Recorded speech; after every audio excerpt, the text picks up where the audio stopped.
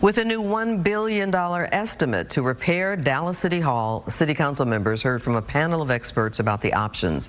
Members of the public packed the chambers to hear the discussion today. Fox 4's Lori Brown is live at City Hall with the story. Lori. Well, an expert with an architectural and engineering firm said that City Hall is not in danger of falling down. He did detail a lot of other issues, including asbestos in the walls that he says would require the city to move out if it wants to save this famed I.M. building. They found a building that is structurally aging with mechanical, plumbing, heating, air conditioning, and electrical systems that no longer meet modern standards. Linda McMahon, CEO of Dallas Economic Development Corporation, made the case that decades of prioritizing neighborhoods over City Hall's own home has now brought the famed I.M. building to a crossroads. Bottom line, to repair City Hall will cost $906 million. That number includes the repairs to the building of $329.4 million. Fully updating City Hall will cost more. An expert panel put that price tag of keeping City Hall 20 more years at up to $1.4 billion. The experts who assessed the City Hall said the 47-year-old building's mechanical, plumbing, heating, air conditioning, and electrical systems don't meet modern standards or usage. The estimated cost with inflation to build AT&T Stadium today is roughly the same amount.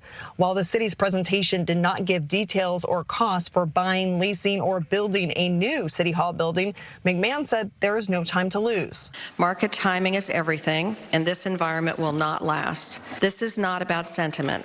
It is about stewardship of taxpayers' money at a time when the city budget is stretched and hard decisions need to be made.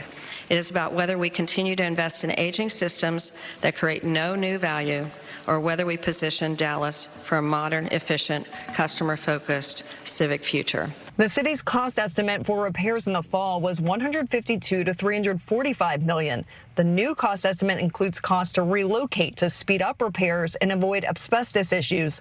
The city says financing would cost more than the actual repairs at $299 million.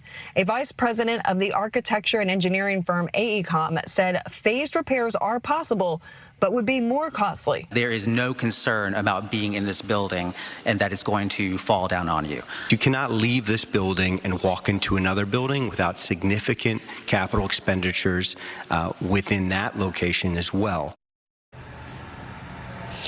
Some city council members have been questioning if the city would really need to move out during renovations. They also would like to see a cost comparison for only addressing the current needs, as well as what the cost would be for the city to buy, lease, or build a new City Hall building.